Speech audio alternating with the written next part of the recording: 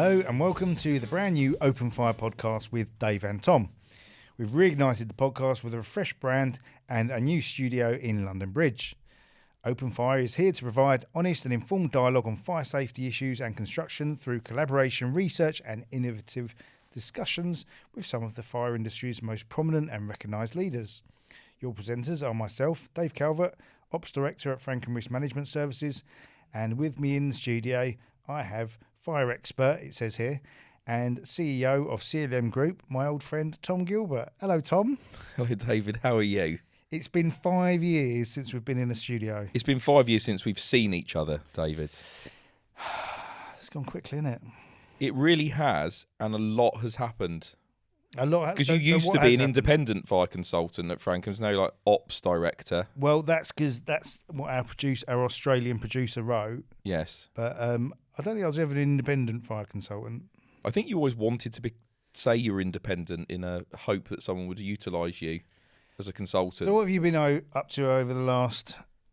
What's happened since we were last in the studio? Well, as you well know, I got kidnapped by an Australian Tier 1. Indeed. We should give a bit of background because we have to assume that some of our listeners won't have listened to us before.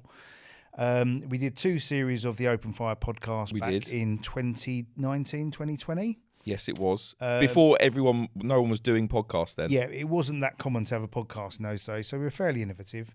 Everyone's got one now. We've taken those series down because some of the content and advisory information given at the time has obviously been superseded. Yeah. So we don't want to confuse people. However, we're relaunching the podcast. We are. It's important. I think we both want to let people know, even though we were employed by Frankham Risk Management Services and CLM Group respectively. Yes. This is a collaborative across the industry. That's our intention. It is intended that it is completely independent, which is why you're not allowed a special plaque with Frankham RMS on this table, which I saw start to move across the desk earlier. May have a plaque in Absolutely. The next episode. The fact Clive kicked it over in anger showed that this is going to remain independent. Well, you'll notice that I did wipe off the poster on the wall of CLM Group. Absolutely. What you don't see is that behind the camera, you can still see CLM Group on that back wall, but only the camera can see it. You don't know it's there. Enough of this nonsense. Okay, so we started this podcast in the shortly after the Grenfell tragedy, and we did when the industry was in a lot of upheaval. Absolutely. Since then, a lot of things have changed. A lot of things. We've had a change of government. We've had any idea how many prime ministers we've had since? So I know it because this is the first take, but no, it's 5. We've had 5 prime ministers. Can you name them? Boris Johnson, Liz Truss, Rishi Sunak, Keir Starmer, and Brenda. The other lady. The other lady. What's her name? Brenda. Yeah, we'll call her Brenda. Brenda. I can't remember her name. And I apologise because bearing in mind she was at the absolute pinnacle of the civil service, I can't remember her name off the top of my head. So we stopped. If you know, guys, you have to throw it out there later. We are going to get to introducing our guests shortly. Yeah, of course. Who are these people? But we're not there yet. So we stopped doing... This is when we worked together happily at Frankham, and something weird happened to you where you just got taken off the face of the earth and weren't allowed to speak publicly. So we had to stop doing the podcast, is that right? There was an element of that. I'm summarising. Yeah, I mean, you're filling in some gaps for sure. But yeah, that was the case. Yeah, the deal as it was when I went to go and work for an Australian Tier 1 was that I wouldn't do the podcast anymore. Okay. Which was very sad, not because of anything we said that was controversial, just wasn't necessarily in line with the brand guidelines. Can we not say their name, or are we doing like a not advertising thing? No, we're not allowed to say Lend-Lease on air, just in case. So you went off to Lend-Lease. I did. And what happened then? How did that go? It was really good. It was really exciting being the other side of the table as a Tier 1. Okay. And working on some of the most iconic buildings in London, like Google's headquarters at King's Cross, for example, and urban regen projects in Elephant and Castle, and working on Smithfield urban regeneration in Birmingham, and then working on stuff in New York, stuff in Sydney. It was fascinating. Yeah, really, really good fun. Absolutely. So 5 years, you must have had a few more kids in that time? No, still 4. Stuck with 4. I felt that was the right number. I don't know why. It's not the right number for anyone, but for me, 4 apparently was the right number. Okay. So yeah, still got 4, but I was probably having a child an episode at one point. Yeah, it was It like that. Rapid fire childbirth. For sure. It says here you sacked by Lend-Lease and To be fair, I think I was the only person in the world that wasn't sacked by Lend-Lease. I decided to go because someone made me a compelling offer who may or may not be on this sofa. Okay, so as usual, I'm asking you about yourself, and you've asked me Well, nothing about the me. No, problem is- we'll go on to the guests because this is No, I'm not having it this time. We are going to talk about you, Dave, because you've gone from being my my right-hand man, the man that I protected from all of your failures to make sure that you didn't get sacked at Frankham's. The visionary behind the growth of the business that you are now operationally running. We'll come back to that later because we haven't got the MD that we can speak to. I want to know, Dave, what you've been doing. Is there any point us being here? No, we're just here for a rest. Really? No, it's not. It's because you'll sponsor it. That's why. It's like Wayne's World. That's the plan. We are going to get. We need to get to our guests. I know it's our first. We're here episode, to make the couch look good, and we're just here to reintroduce the series. The main point we wanted to get to was that we want this to be a collaboration across the industry. We want we want people from all companies, organisations, whether they're fire consultants, whether they're fire stopping organisations, whether they're fire alarm organisations, construction companies, all sorts. Yeah. We want people on the sofa coming and talking to us and talking about the issues that are relevant. We've got some great guests in the series. We've got some fantastic guests, and actually, I think we have matured ever so slightly, which is hard to believe. And I know the people on the sofa will laugh internally at the very idea that you and I have matured at all. But actually, the podcast is going to be more mature, isn't it? We're still going to try and inject a little bit of ourselves into that with silliness and humour, and but we know that the guests that are coming are going to be more prolific. They are going to be talking about more important stuff. Well, we've got Dame Judith Hackett coming. We have booked as a guest. Obviously, we're not going to be joking around. It's a very serious subject. Absolutely. Yeah, the most prominent and recognised leader, I would say. So we say we want recognised and prominent. She's probably the most recognised and prominent. And obviously, we've got some other fantastic guests. And when we need to fill in with people who aren't so prominent, we just ring John and Clive, who are on the. Okay. So this is an opportune moment to introduce our guests. Absolutely. And there's a reason why we've invited these particular 2 guests on our first episode back. Yes, mainly because they keep wondering why we leave the office for so long. They want to know where we are. Okay, so I'm going to introduce you because I don't feel like we'll get there if I keep teeing Tom up. Clive Miles. Afternoon. Nice to see you. Chairman of CLM Group. That is correct. And also, I presume that's your initials. CLM. Yes. Good. Okay. And we have to help him now. He's a chairman. John's been through this process. And for some reason, we asked you to come on, Clive, because obviously you've been very supportive of the podcast in the past and continue to support us. I don't understand why you've made Tom your CEO. Is there something... Don't make him reconsider it. We're a year in. Yeah, is there something that you're seeing that we're not seeing? Well, we've got the annual review next month, so right. He keeps watch pushing this it. space. He's waiting for failure. Tom, would you like to introduce our other guest? Well, of course, we have John Powell, who's Managing Director of Frankham Risk Management Services, a long-time friend of both the show and, I would say, me too. Indeed. Bit of a mentor of me. It was him that told me to go to Lend-Lease. Believe it or not. He said, unless you're mad, you've got to go. Absolutely sick of you. So I did. He was sick of me, sick go. to the death of success. So he told me to go and ruin it for someone else.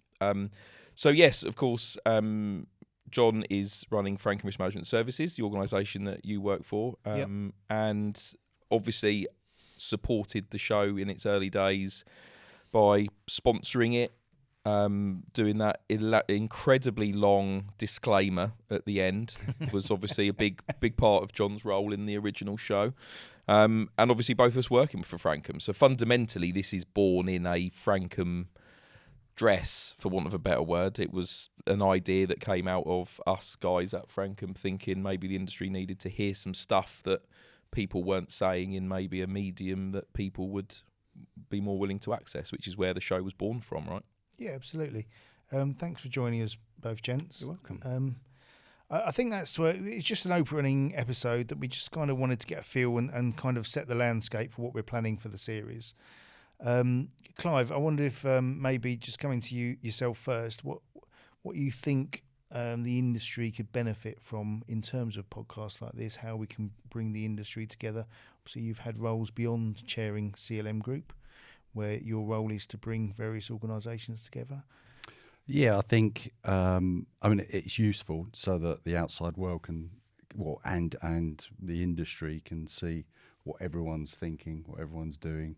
There's a lot of collaboration going on between various different organisations and companies, and I think it's useful for everyone to see that and to see the efforts that people are going to change things.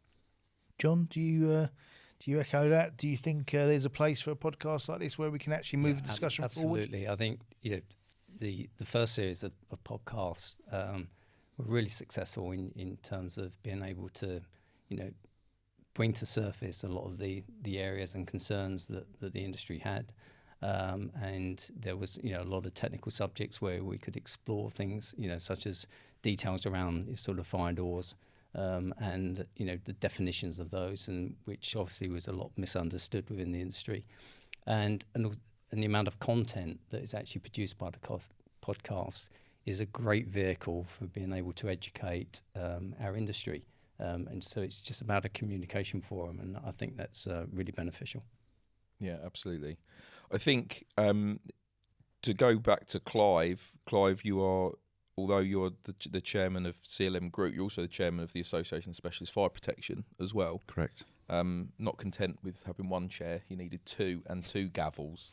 I'm looking for a third. I'm sure we can find gavels. 10 are plenty. We'll find you thousands. But I think that do you envisage the importance of leaders within industry taking up these prominent positions within associations to really drive what we believe is necessary from the associations? Because I've always felt that associations were this big sort of stuffy institution, this big wood-panelled institution that's really a little bit out of touch. And then you've got all the organisations down the ground actually delivering it day to day. And then obviously the association is working potentially at different, for different means. Do you feel that working in that space has benefited the association and also benefited industry? Yeah, there are a lot of associations out there that are still in that stuffy place, but there are some prominent associations like the ASFP that are doing an incredible amount of work behind the scenes to make a difference for the membership and for the industry. So like the competency pathway that we're working on extensively, more training modules to upskill not just the industry but the membership and the wider part of the industry and construction. So it plays a real important role, especially when you're trying to make change. And John, you're obviously you're a fellow of RICS now, aren't you? Do you feel that obviously the RICS are obviously an ever so slightly different professional body than something that's for a specialist industry, particularly obviously it's outside of fire as well. Do you where do you think the RACS are now compared to perhaps where they were 7 years ago? Have they changed their tact around the way they approach professional standards, do you think? Unfortunately, the RCS have come under a fair amount of scrutiny of late in terms of the way our institution is organised and managed. And I think we're coming out of that now, and I think there's a lot of positive work that's going forward. I think in the context of fire, I would still offer that they're not as advanced as some of the other institutions.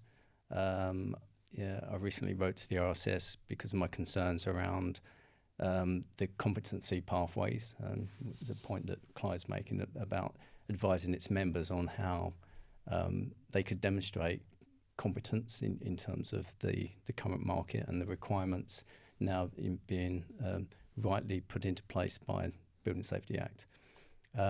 And they recognise that they've still got some work to do. And in fairness to them, they are putting things in place to ensure that happens. But recognising where we are now at this point in time with the Building Safety Act in place and the fact that we're having to work to that regime, we seem to be a little bit behind the curve on that. And I think in hindsight, our institution could have been a little bit further forward with that. Do you think is that a management thing? Is it just the way it's set up? Is it just an organisation maybe that's not ready for the change yet? I mean, I know, for example, in the ASFP, there's been a dramatic change in the way that it's set up, I suppose, in terms of the way that its attitudes and what it's really seeking to do. And I guess the RSCS they are significantly bigger than the ASFP are, right, in terms of their membership and the way that they are set up. Is it maybe just too big to change, be as dynamic as perhaps a smaller association like the ASFP are? Yeah, I think there may be some elements of that. And I think obviously the likes of the ASFP, they are a smaller organisation. They can bring their members together and debate these issues, quite extensively. And I have to applaud, some of the work that Clive and his colleagues are doing. I've looked at the competency pathways they're putting in place. Yeah. Very robust. There's a lot of focus around products, which is clearly of significant concern still within the industry. But I think we could have been a lot further down the line with this. We get the PAS documents that have been issued to us, 8670 and 1, 2 and 3 that follow from that, which sets out what the requirements are. And there are other institutions like the architectural institutions, Royal British Architects, that have provided guidance and information to their members. And we're not quite there yet. No. But I know it's being looked at, but I think it's still going to be some time before it comes to the fore. So, slightly disappointed that we are where we are, but there is a drive still to want to progress that forward. Yeah. I think generally, construction is a massive industry, and there's a lot of people having to change, both their outlooks and how they do things, and it takes time. It takes time for a big animal like the construction industry to get its head around what those changes need to be, what they need to do internally to make change. It all takes time. Yeah, it's a big ship.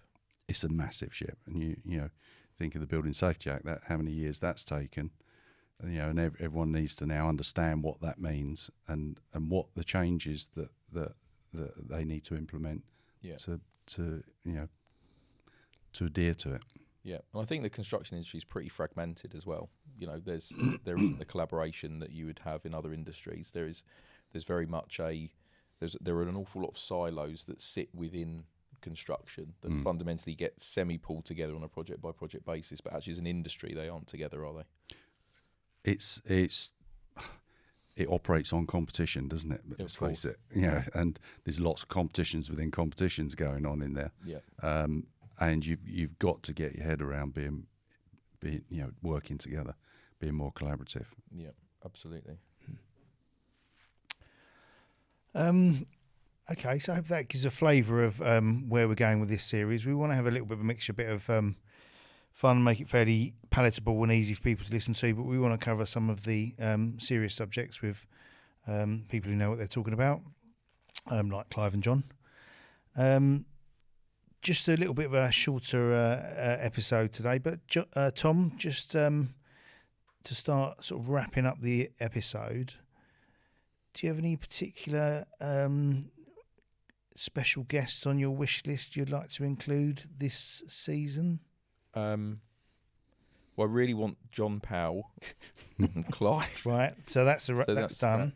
So we were the top of that list when we started writing it, Dave. Obviously, we put Dame Judith Hackett at the top of that list. She agreed. She couldn't agree quick enough. She was desperate to come on the show because she's heard great things about us.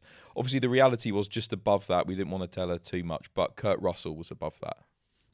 Well, because Kurt of Russell was on Backdraft. my list, so you can't Yeah. have that one. But this was our collective list, and Yeah. because Kurt Russell was so unbelievable. Well, if we're going to go on our collective list, there was also Carol Decker out of Tapao.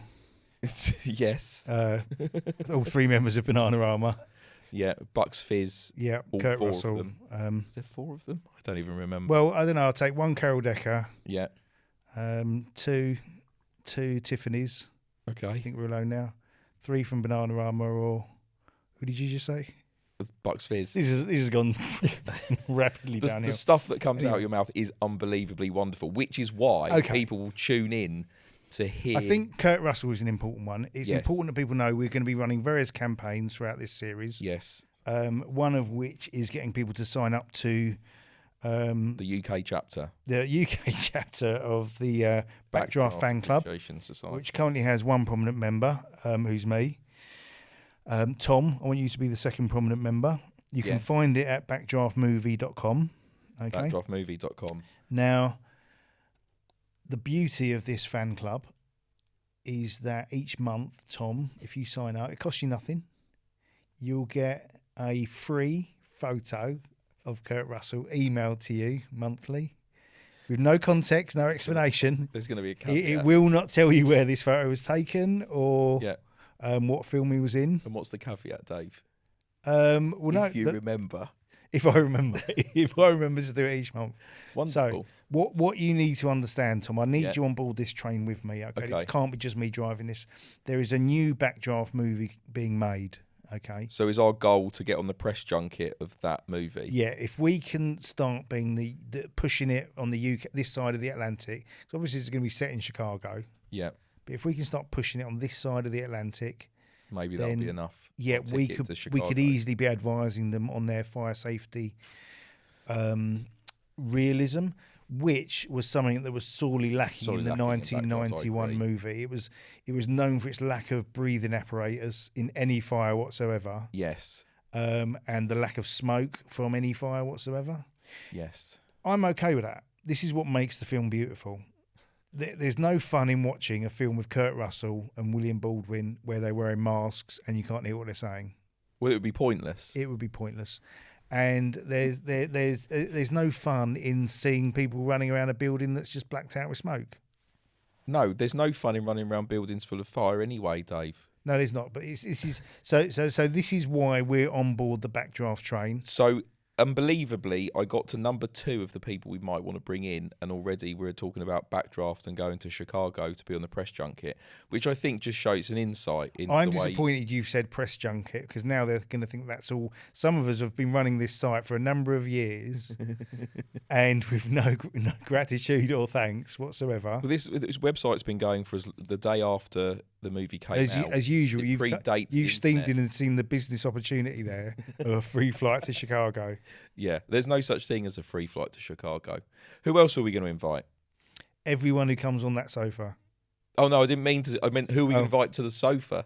Pause. We've got Aman Sharma, who's brilliant to listen to, very insightful.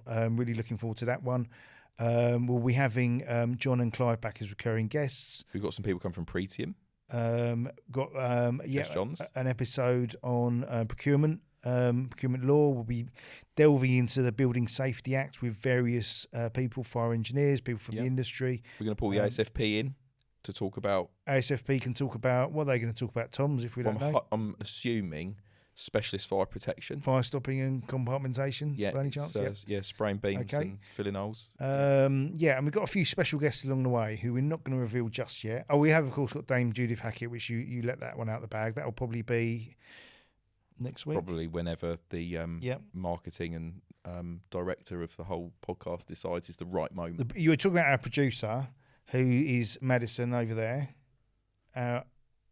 She's done very well, to be fair. It's a lot better than it was. Well, she started working harder since we said that Nima might be the new producer, so Yeah, we could swap it at any moment. competition is couldn't we? useful in Yeah. these. In Well, these maybe we'll spheres. have a breakdancing competition because the Aussies are good at that, aren't they? Yeah. So there's only 3 things that you remember from the Olympics. What are they? 3 things I remember. I remember the opening ceremony being Interesting. beautifully Really bad. coordinated down the Seine. I remember the canoeing, the canoe cross was by far the best event. No one else seems to have seen it. It was basically like battle canoeing. Battle canoes. Where Yes. they drop four in at the same time. They have a 20-foot drop, and then there's 4 of them, and you're allowed to smash into each other to go around a slalom. Brilliant. Fantastic. Yep. And of course, the fantastic lesson Australia gave us in breakdancing. So my 3 takeaways were the guy that came second in shooting. Was he the Turkish yeah. silver medalist who turned up, just put his hand in his pocket, casual, like that. Definitely the person who came 1 millionth in the world at breakdancing. Yep. Remember her really well. And then third is obviously that guy who caught his bits and pieces on the bar when he did the pole vault. That's the only thing I remember of this year's How did I not Olympics. See that? I don't know. I did not see that. You obviously are in different circles to me, Dave. Good grief. When you're not at work, for sure. But yeah, those are the 3 things I remember from that. Anyway, Olympics. we seem to have. We're likely to go on these diversions. We should. Unless it's one of the more serious subjects, in which case, obviously, we'll just stay on track. I don't envisage Dame Judith Hackett taking any of this old nonsense. Do you think like she'll these join the guests have. Backdraft I think she will. She'll enjoy that. The thing is, and I'm going to go back to this, she doesn't just become a member of the Backdraft fan club. She will also become an automatic member of the Paul McCaffrey Appreciation Society. Wonderful. And does she get a special medal? No, but she does get a photograph of Kurt Russell once a month.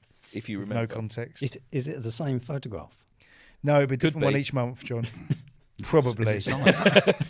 Yeah. Is it signed? By the time you do the licensing, it'll probably be the same picture that he's drawn. Oh, no, it'll be a photo. Right, okay.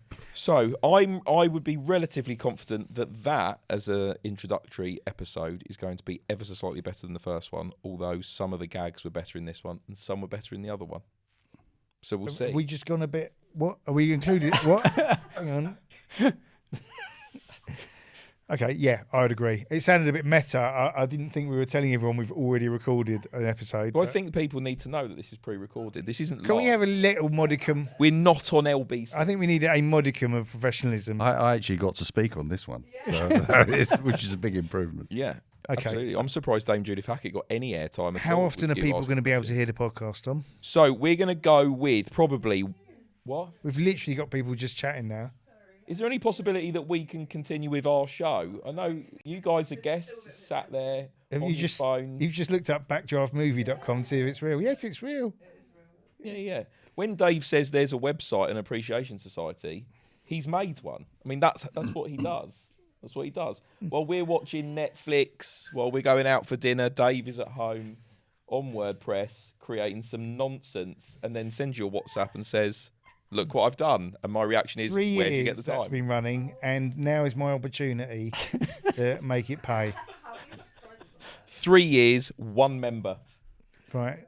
and he wants to be in charge of marketing. Okay. The podcast. I think we draw it to close there. Where can people pick up future episodes? So we've decided against a website currently. We've decided to go with a LinkedIn page, which we believe is the right thing. So from You there, might need a website. you don't get the choice. I know this isn't the place to have the conversation. I don't know why we're having a creative conversation during the... We're not editing this out. This is it. Just so you know, this is going to be the... No, we're not. We are in charge. Yeah, so my point is we're going to have a LinkedIn presence where everyone can be directed to it. And from there, they can access all of the other Okay. elements. I'll do a whether it be- website. Yeah. Yep. So Spotify, whatever the other ones are called. Because I don't listen to podcasts. You do. I'm going to do a website. I'm I'm going to YouTube. link it to the backdraftmovie.com website. Perfect. Do that. In fact, you can find us at backdraftmovie.com. Just put a link on the backdrop. Turn Right. shit. Thanks for joining us, chaps. Thank Thanks you. for supporting us on this journey. And Tom, I will see you next week. You will. I'm assuming we're not going to go with a closeout. We're just going to end it there, are we? Oh, have we got one? Well, there is one. I will read What's it on? thusly. So I think it's important to note that we're an independent and neutral organisation. Anybody who wants to get involved can message us on LinkedIn. See, I was right. And follow our page on LinkedIn, Dave. I was right. We'd love to hear from you. And if you'd like to appear on the show in the future or comment on anything that we've said in the past, then drop us a message and we'll drag you down here to discuss. It's very informal, that, isn't it? Yeah. Dragging you into our studio. But Yeah. there we go. Anyway, thank you next for your week. time, Dave. Okay, bye. Thank you, guests.